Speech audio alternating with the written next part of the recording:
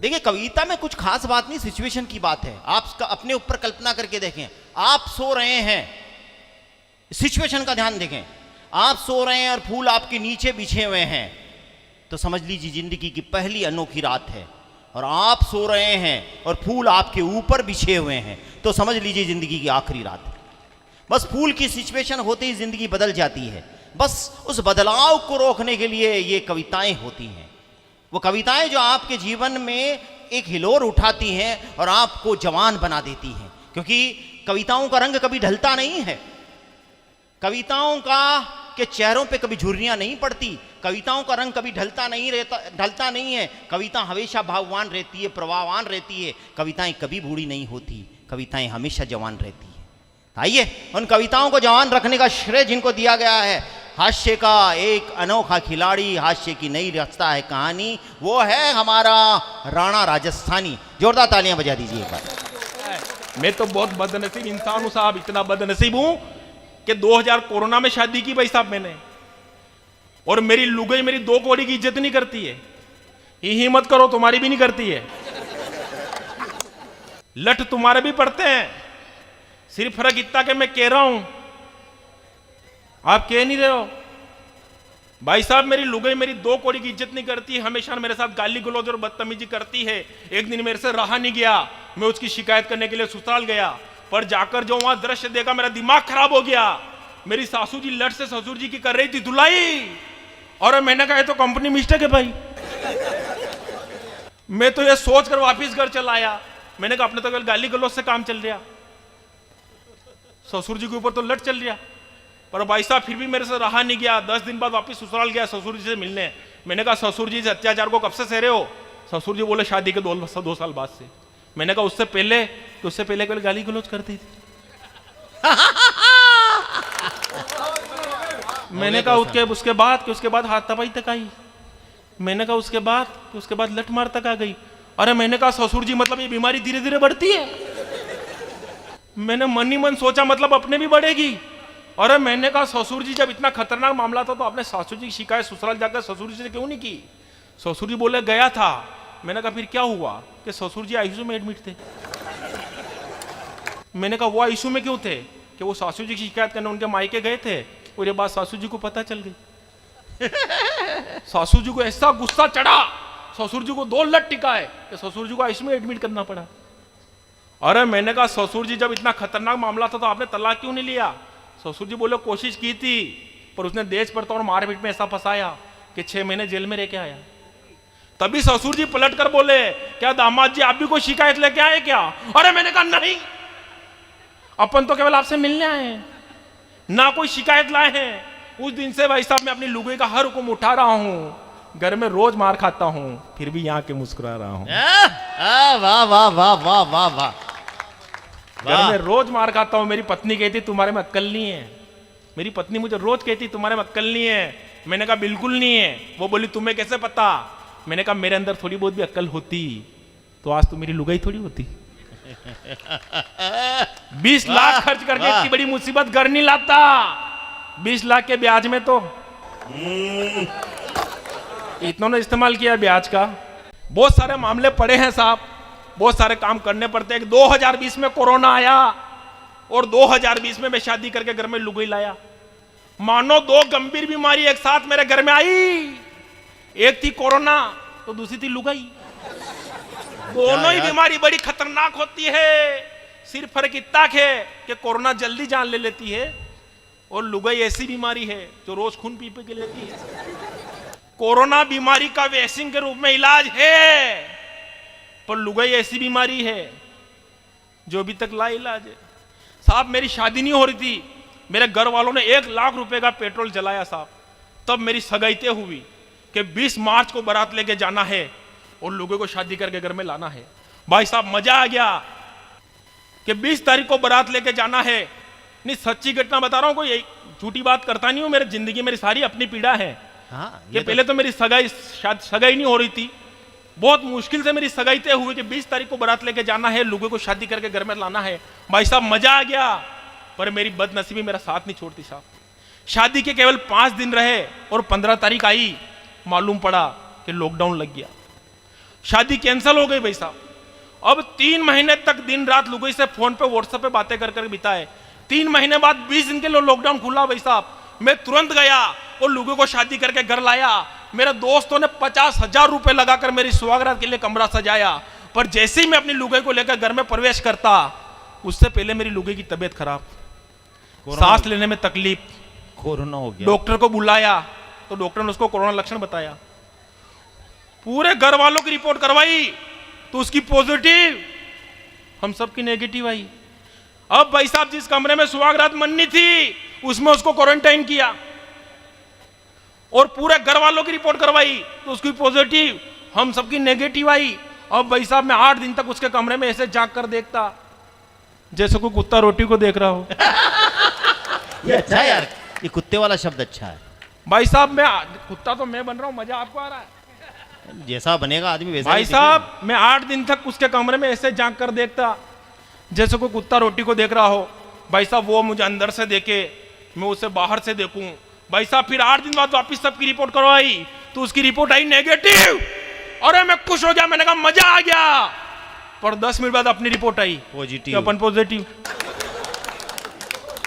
भाई साहब वो कमरे से बाहर, मैं कमरे के अंदर। अब भाई साहब फिर 8 दिन बाद वापस सबकी रिपोर्ट करवाई तो इस बार सबकी नेगेटिव आई, पर मेरे बदनसीबी के बादल फिर भी मेरे ऊपर छा गए। रिपोर्ट आए हुए आधा घंटा भी नहीं हुआ था तो ससुराल वाले लेने आ गए। ये अच्छा हुआ यार। बोले अभी के भी ले जाएंगे, इसके अलावा कोई मुहूर्त नहीं है। मैंने कहा फिर मेरा मुहूर्त। भाई साहब अब मेरी लुगाई मैंने कहा फिर मेरा मुहूर्त, तो वो बोले नहीं अभी के भी ले जाएंगे। मैंने कहा मेरा मुहूर्त, तो बोले 5 दिन बाद आना और बलि वापस ले जाना। भाई साहब मेरी लुगाई मेरी नजरों के सामने जा रही थी, अब मेरे पे क्या बीत रही होगी।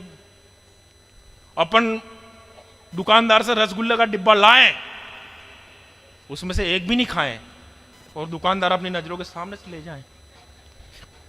भाई साहब 5 दिन एक एक पल पल उंगली पे गिन गिन के बिताया और 5वें दिन जैसे ही उसको लेने जाना था गाड़ी में डीजल भरवा के तैयार, और जैसे मैं निकलने वाला था कि फिर टीवी पर न्यूज आई कि आज से संपूर्ण लॉकडाउन भाई। भाई साहब 4 महीने और दिन रात लोगों से फोन पे व्हाट्सएप पे बातें करके थक गया, फिर मेरे से रहा नहीं गया, पुलिस के लठ खा के भी ससुराल गया। और मेरे जीवन की सबसे बड़ी घटना है भाई साहब कि लोगों को जिंदगी में पहला किस किया वो भी सैनिटाइजर से कुल्ला करके किया। एक खूबसूरत वादी में फिर लेके चलता हूं आपको कि आइए आपके लिए कवि सम्मेलन की नई पहल लेके आया हूं। कवि सम्मेलन की नई पहल लेकर आया हूं, जिस पर गीता रामायण रखी जाए वो रहल लेकर आया हूं। नोहर आ रहा था, सोचा क्या लेकर के चलूं। नोहर आ रहा था, सोचा क्या लेकर के चलूं। आप लोगों के लिए ताजमहल लेकर आया हूं। आप लोगों के लिए ताजमहल लेकर आया हूं। एक अद्भुत कवयित्री जो बिहार से आती है। आपने लुगाइयां खूब देखी होंगी, लेकिन ऐसी जुल्फ है भगवान की सौगंध मैंने भी नहीं देखी। और 2 पंक्तियां याद आ गई कि मैंने उनसे पूछा कि बदरी से चांद निकलता है कैसे। मैंने उषा से पूछा बदरी से चांद निकलता है कैसे। उन्होंने जुल्फें लहराई, झटकाई और कहा ऐसे। आइए उषा दास, एक बार जोरदार तालियां बजाए उषा दास। क्या बात है। चलिए हमारी महिलाएं बैठी हुई हैं अभी तक, मुझे सुनने के लिए मुझे इस बात का गर्व है। मंच पे भी क्या तमाम कहा? महिलाएं बैठी हुई हैं। क्या अद्भुत बात कही है आपने, सुनो। हाँ सुनाइए। नई चीज सुनना आज। हाँ बिल्कुल। नम्रता जी बिल्कुल नई चीज। हाँ बिल्कुल। एक नई चीज़। श्रोता जी। 1.25 लाख के बराबर। जी अब इनकी गिनती करें तो करोड़ों हो गए। फिर तो बिल्कुल हो गए। हो गए कि नहीं हो गए? तब सुनना सुनाइए। कि श्वेत वर्णी आई थी तू रक्त वर्णी हो गई। श्वेत वर्णी आई थी तू रक्त वर्णी हो गई, और प्यार से भरी हुई तेरी मेरी जर्नी हो गई। श्रोता बन गए कुंभ और महाकुंभ हो गए, और तू इस महाकुंभ की ममता कुलकर्णी हो गई। Oh my God। ये बहुत सी बातें तब से जुल्फ पे कह रहे हैं, तो मैं चाहती हूँ 4 पंक्तियों से जवाब दे दूं, फिर काव्य पाठ करूं। नहीं भाई, आपका मन है? पूरा आपका मन है तो एक बार तालियां बजाइए, मैं जवाब देती हूँ। सुनिए मैं भी, ये हमारे कवियों के नीतीश कुमार हैं। मैं क्या? बिहार से आई हूँ। हाँ सुनिए मेरी बात। वाह वाह वाह वाह वाह, ये आदरणीय कमल मनोहर जी हमारे कवियों के नीतीश कुमार हैं। जय हो। कवि सम्मेलन में आयोजन संयोजन किसी का हो, संचालन यही करेंगे। क्या बात एक बार है, इनके सम्मान में तालियां बजाइए जोरदार। ये हमारे कवियों के नीतीश कुमार है। सुनिए 4 पंक्ति कहती हूँ, आप जुल्फ पे बहुत बातें कर लिए। कि बेवजह जुल्फे सवारा नहीं करती, वाह, जिंदाबाद जिंदाबाद जिंदाबाद। बेवजह जुल्फे सवारा नहीं करती, मांगकर किसी से गुजारा नहीं करती। आहा, बेवजह जुल्फे सवारा नहीं करती, आहा। मांगकर किसी से गुजारा नहीं करती। बहुत ही छैल छबीले हैं खुद ही मेरे साजन, बहुत ही छैल छबीले हैं खुद ही मेरे साजन। किसी और के बलम को मैं निहारा नहीं करती। वाह किसी वाह, और के बलम को जिंदाबाद मैं- जिंदाबाद जिंदाबाद जिंदाबाद। और कहना चाहता हूं मैं, तूने हाँ। कहा ना नीतीश कुमार, किसी और का बलम तो सुनना, सुनाइए। कि सोना बनाने की काला नहीं आती, अच्छा, वरना आलू हो जाते। सोना बनाने की कला नहीं आती, वरना आलू हो जाते। तू कह देती वहीं पर चालू हो जाते। नीतीश कुमार केवल इसलिए बने, चारा खा नहीं सकते, नहीं तो लालू हो जाते। क्या बात। बहुत बहुत बढ़िया। आपने अपने आप को लालू यादव होने से बचाए रखा, वरना लालू यादव अगर होते तो राबड़ी आपको खा जाती। आए हाय। नहीं पी ऐसा जाती नहीं शायद। है, अभी कहानी इस तरह भी तगड़ी हो सकती थी। अच्छा मैं अगर लालू होता तो तू रबड़ी हो सकती थी। अच्छा, मैं रबड़ी हो सकती। इनकी जो है अवस्था देखिए और हरकतें देखिए। सच में बाबाओं पे बहुत सी टिप्पणी करी राजेश ने, सच कहा है। मैं 4 पंक्तियां सुनाती हूँ, फिर मैं काव्य पाठ करती हूँ, सुनना। स्वागत बेटा, पढ़ो। इतने अफसान लेकर किधर जाओगे, क्या बात है, वाह वाह वाह वाह वाह, वाह। इतने अफसान लेकर किधर जाओगे, हुस्न की वादियों में बिखर जाओगे। आहा, अब उम्र ना रही रास लीलाओं की, राम का नाम ले लो सवर जाओगे। क्या बात है, राम का नाम ले लो सवर जाओगे। सुनना, आप भी अद्भुत सी रीत लगती हैं, आप भी अद्भुत सी रीत लगती हैं। अच्छा, कभी हार में भी आप जीत लगती हैं। मैं लगूं राम रहीम, यहाँ के आशा राम, पर आप तो मुझे अनिप्रीत लगती हैं। देखिए ये मान चुके हैं, वही डेरा वाले बाबा हैं, तो मैं इनको कुछ नहीं कह सकती। जवाब तो मैं इसलिए दे रही थी, तमाम महिलाएं बैठी हैं, हमारी क्या औकात है, हम महिलाएं किसी से कम नहीं। तब मैं शेर कहती हूँ कि गलत पे वार करना जरूरी है। जवाब क्यों दे रही थी, तब मैं कहती हूँ गलत सुनना। पर वार करना जरूरी। गलत पे वार करना जरूरी है, सच स्वीकार करना जरूरी है। गलत पे वार करना जरूरी है, सच स्वीकार करना जरूरी है। तुम्हें दुनिया पसंद करे न करे, खुद से प्यार करना जरूरी है। क्या बात है, जिंदाबाद जिंदाबाद जिंदाबाद। बहुत ही बढ़िया बात कही है आपने। और आप समय की अद्भुत। अपनी सीमा है, स्वागत। और मैं पढ़े चाहती हूँ 1-2 होली के मुक्तक सुना के एक छोटा सा पैरोडी सुनाना चाहती हूँ। बिल्कुल ठीक है, बिल्कुल। उषा जी पढ़ो, एक बार जोरदार ताली एक बजाओ। बार उषा जी तालियां के बजा लिए। के सुनिए।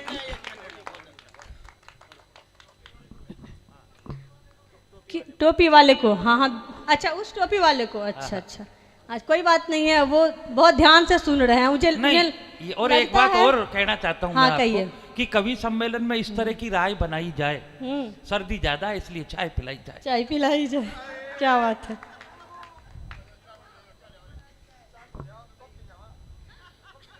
कॉफी ले तो। ठीक है, चलिए संचालक जी को चाय पिलाइए। वैसे नहीं, और मैं भी- इसको जुर्म मानती हूँ। और भी कुछ ला सकते हो तो 2-3 आदमी हैं। चलिए मैं 4 पंक्ति सुनाती हूँ, और भी कुछ मांग रहे हैं, इसी पे मैं होली के उत्साह में 4 पंक्ति कहती हूँ, मैं तो सुनिएगा। माहौल बना रहा हूँ आपका। तुझे मैं कश बना दूं और पिला दूं जाम आँखों से। वाह, जिंदाबाद। हीरामणि वैष्णव ने बहुत से ब्रांडों के नाम सुनाए, असली ब्रांड क्या है पुरुषों के लिए, तब मैं पढ़ती हूँ, सुनना। वाह, जिंदाबाद। तुझे मैं कश बना दूं और पिला दूं जाम आँखों से, आहा, दिखा दूं हुस्न की वादी ये रंगी शाम आँखों से। क्या बात है। दिखा दूं हुस्न की वादी ये रंगी शाम शाम आँखों से। जो दिल में हो उसी का अश्क दिखता है निगाहों में। वाह, जो दिल में हो उसी का अश्क दिखता है निगाहों में। मोहब्बत में लिया जाता नजर का जुबां का काम आँखों से। क्या बात है, जिंदाबाद। मोहब्बत में लिया जाता जुबां का काम आँखों से। सभी मायूसियाँ इस साल की हम भूल जाएंगे। क्या बात है। सुनना नौजवानों, गलती से जिनका ब्रेकअप हो गया है, होली आने वाली है, पैचअप हो जाएगा, मैं ये पंक्तियां देती हूँ, सुनना। ये तो दे ही दो। दे ही देती हूँ। सभी मायूसियाँ इस साल की हम भूल जाएंगे। आहा। गले मिलकर तुम्ही से हम नई होली मनाएंगे। क्या बात है। हमारा रास्ता तकना वही पीपल के नीचे तुम। अगर हम आ नहीं पाए तो फिर तुमको बुलाएं। क्या बात है, जिंदाबाद। अगर हम आ जिंदाबाद, नहीं जिंदाबाद। पाए तो फिर तुमको बुलाएंगे। दिल से तेरी तस्वीर मिटाई नहीं जाती। वाह, सुनना। जिंदाबाद जिंदाबाद जिंदाबाद। दिल से तेरी तस्वीर मिटाई नहीं जाती। झूठी कसम खुदा की भी खाई नहीं जाती। बरसों हुए हैं तुमसे बिछड़े हुए मगर, बरसों हुए हैं तुमसे बिछड़े हुए मगर, पहली मोहब्बत है कि अब भुलाई नहीं जाती। क्या बात है, पहली जिंदाबाद। मोहब्बत अब तक भुलाई नहीं जिंदाबाद जाती। जिंदाबाद। बहुत बहुत धन्यवाद। और मैं एक पैरोडी पढ़ती हूँ, 5 मिनट आप सभी के बीच हूँ। बिल्कुल। और मैं पढ़ती हूँ पढ़ो, आप तो कुछ भी पढ़ो। क्योंकि इन्होंने तमाम बातें कही है। महिला ऐसी होती है, मेकअप करती है, फलान ढिमकान। तो मेरा मानना है सभी महिलाओं के तरफ से मैं पुरुषों का जवाब दे दूं। दे दो। आप सभी का मन है? पूरा। क्या बात है। एक बार आगे के मोहल्ले से ताली बजा के बताइए, क्योंकि आप ही है। गुप्ता जी चले गए, मेरे ही समय पे नहीं, बैठे हुए हैं। क्या बात है, तंबाकू कूट रहे हैं। चलिए सुनिए। चलिए मैं 4 पंक्तियां पढ़ती हूँ। 4 पंक्तियां नहीं, पूरा गीत ही पढ़ती हूँ। आप उसी के काबिल हो। 4 तो बहुत सुन लिए, अब 8-10 एक ही बार में सुन लीजिए। सूट पढ़ो, करता पढ़ो। है। सुनिए। बेलन मारा रे, सुनिए हमारी महिलाएं। बेलन अब मारा रे। चरित्र चित्रण करती हूँ इन पुरुषों का, सुनिएगा। हम महिलाओं के लिए बहुत कर लिए ये, सुनिए। बेलन मारा। बेलन मारा रे, पत्नी ने पति को प्यार में बेलन मारा रे। आहा। पत्नी ने पति को प्यार में बेलन मारा, बेलन मारा, बेलन मारा। हाय हाय हाय। हाय हाय। अब क्यों मारा बेलन, सुनिए। अरे हफ्ते में एक बार जरूरी है इनको समझाना। आहा। अरे हफ्ते में एक बार जरूरी है इनको समझाना, वरना कभी बदल सकता है इनका ठौर ठिकाना। घर की रोटी फीकी के होटल में खाते खाना।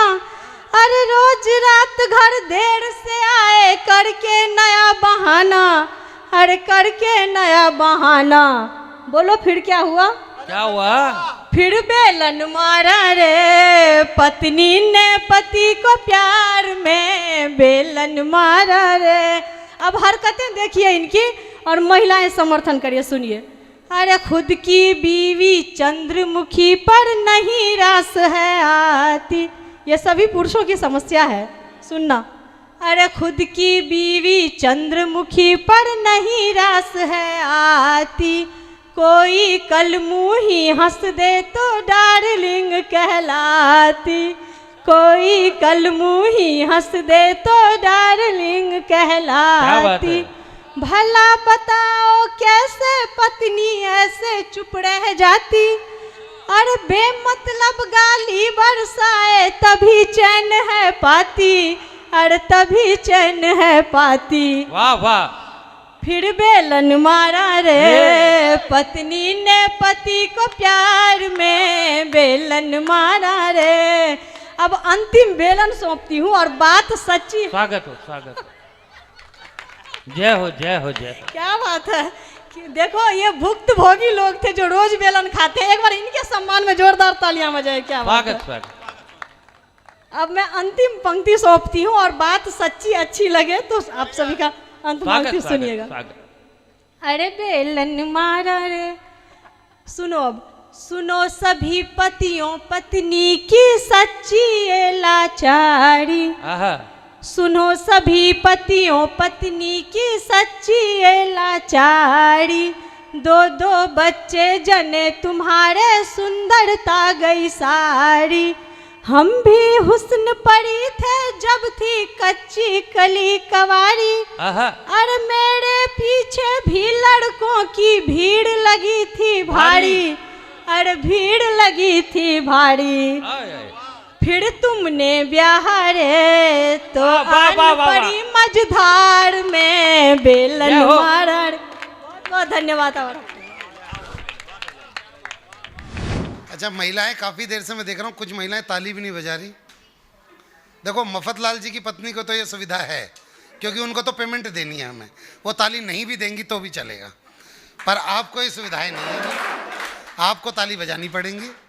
हालांकि मैं बता दूं, हमारे को हर कवि सम्मेलन में एक महिला ऐसी मिल जाती है जो ताली नहीं बजा रही होती। मेरे को एक बार मिल गया अहमदाबाद में, मैं भाई साहब मैंने कविता सुनाई, मुक्तक सुनाया, छंद सुनाया, गीत सुना दिए 4, पर अगली ताली बजा के न देवे। मैं आखिर में नीचे गया, पैरों में पड़ के बोला, बहन जी अब ताली क्यों नहीं बजा रही? बोली तेरी शकल मेरी सास से मिलती है।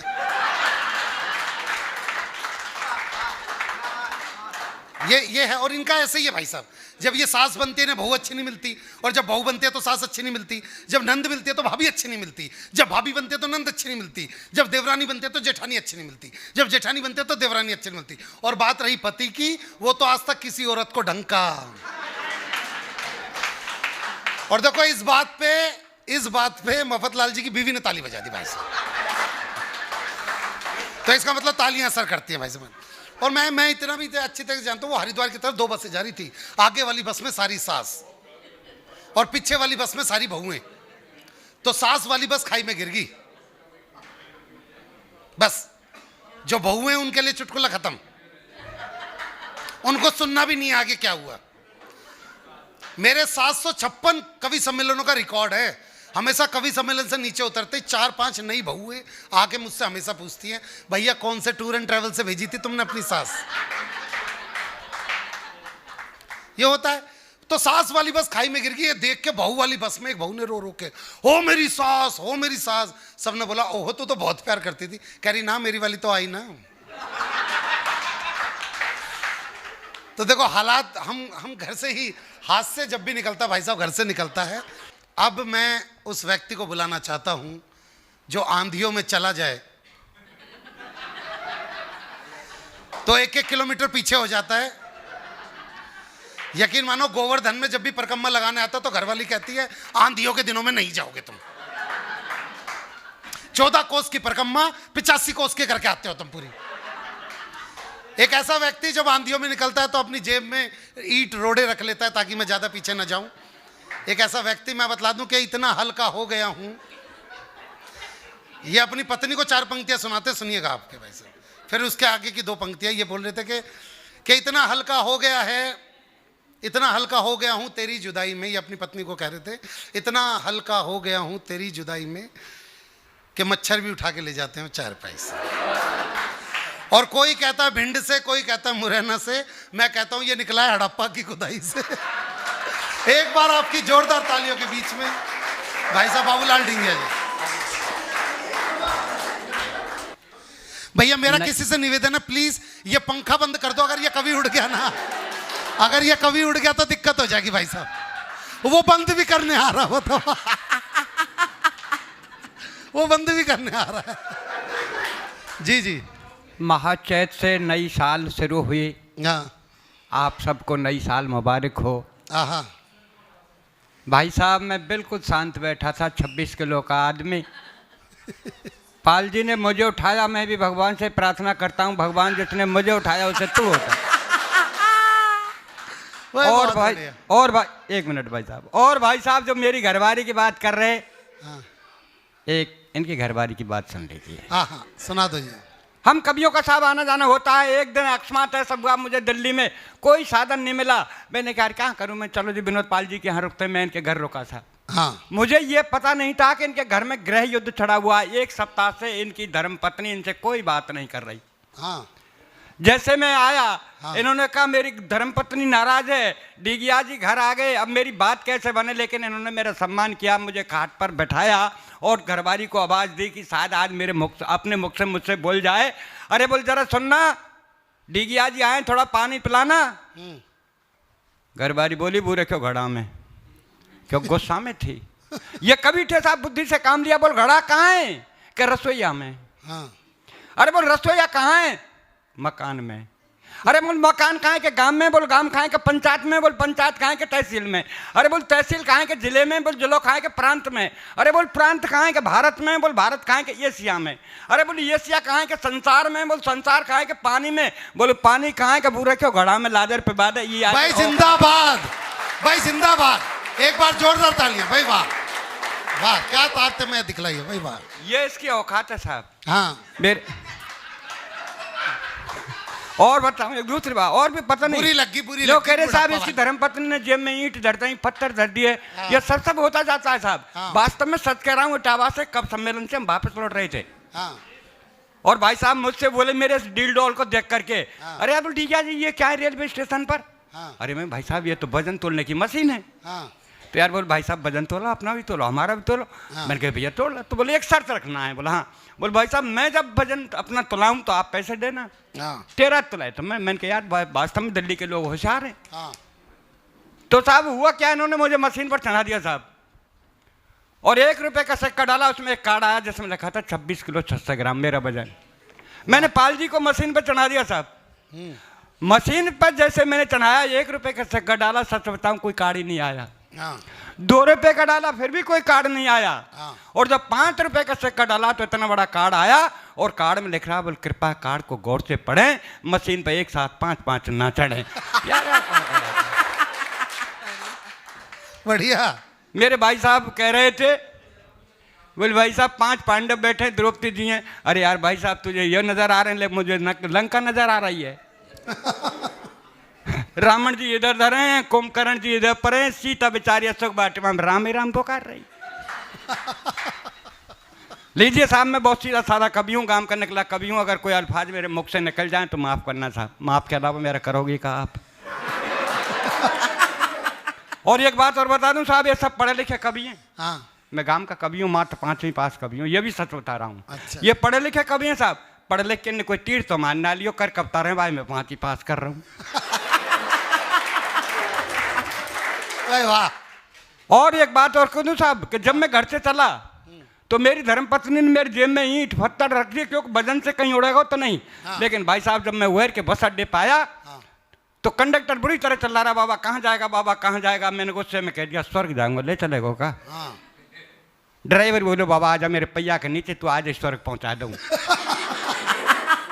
भाई साहब मैंने ड्राइवर से कहा मैं ड्राइवर तेरे 64 दांतों को तोड़ दूंगा। हाँ कंडक्टर बोला बुड्ढे क्यों झूठ बोलता है, कहाँ इसके 64 दांत। मुझे पता है बीच में तू भी तो बोलेगा तो 32 तेरे और 32 आके। भाई साहब जिस बस में मैं बैठा था उसी बस में विनोद पाल जी बैठे थे। हाँ। मैं जैसे बैठा बस में चढ़ा, मैंने विनोद पाल जी से कहा यार विनोद पाल जी विकलांग हूँ मुझे भी बैठ जाने दे। बोल पीछे जा। भाई साहब आगे जा पीछे जा, 15 मिनट हो गई, किसी ने बैठने को जगह नहीं दी। पर वो ड्राइवर बहुत अच्छा था, जाने कब से मेरे को देख रहा और बोले बोल बाबा क्यों होते हो परेशान, आओ मेरा बोनट खाली है, बोनट पर बैठ जाओ। भाई साहब मैं ड्राइवर के पास बोनट पर बैठ गया, बस चली 5 किलोमीटर पर जाकर रुकी। कारोई पैंट, कारी बुरसट, कारी चश्मा, देखने में सचमुच ऐसी लग रही थी करिश्मा। भाई साहब 1 मिनट बस में चढ़ी और पाल साहब बोले मैडम कब तक खड़ी रहोगी। लो मैं सरकता हूँ, आओ बैठ जाओ। लेकिन भाई साहब सच बताता हूँ वो किसी के पास नहीं बैठी और धीरे धीरे आके मेरे पास बोनट पर बैठ गए। बहन जी सब किस्मत का खेल था, अपने जो होता था। भाई साहब जब भुसावर बस अड्डे पे आया एक भिखारी आया मेरे से बोला बाबूजी। मैंने बोल क्या बात है। बोल 2 रुपए दे दो। मैंने क्या करेगा। बोल चाय पीऊंगा। अरे मैं कमबख्त चाय 2 रुपए की आती है, चाय तो 5 रुपए की आती है, अगर मांगता तो मेरे से 5 रुपए मांगता। भाई साहब भिखारी का जवाब देखिए, भिखारी हाथ जोड़ के मेरे से बोला बाबूजी जाकी जैसी हैसियत होए हम बापे ऐसे ही पैसा मांगे। मैंने कहा ठीक है भाई साहब, मेरी हैसियत ऐसी है। विनोद पाल जी वहाँ बैठे थे मेरी बगल में, मैंने तुरंत भिखारी से कहा भाई साहब इनसे ले ले। तो भिखारी ने विनोद पाल जी को ऊपर देखा और नीचे देखा, फिर हाथ जोड़ के मेरे से बोला बाबूजी। मैंने बोल क्या बात है? बोले खुदा ही भिखारी सो लग रहा है हमको, कहा देखो। और भाई साहब जब भरतपुर बस अड्डे पर आते एक भिखारी और मिला, मेरे से बोला बाबूजी बाबूजी। मैंने बोल क्या बात है? बोल 10 रुपये दे दो। मैंने क्या करेगा? बोल चाय पीऊंगा। मैं कम वक्त चाय 10 रुपये की आती है? चाय तो 5 रुपये की आती है। अगर मांगता तो मेरे से 5 रुपये मांगता। भाई साहब भिखारी का जवाब देखिए। भिखारी बोला बाबूजी 5 रुपये की मैं पीऊंगा, 5 रुपये की मेरी प्रेम का तो पिएगी। अरे तू भिखारी होकर के मैंने प्रेम का रखता है? बोल भाई के चक्कर में भिखारी बनो नहीं, मैं हूँ महलन में रह रहा हूँ पहले चेरी तक।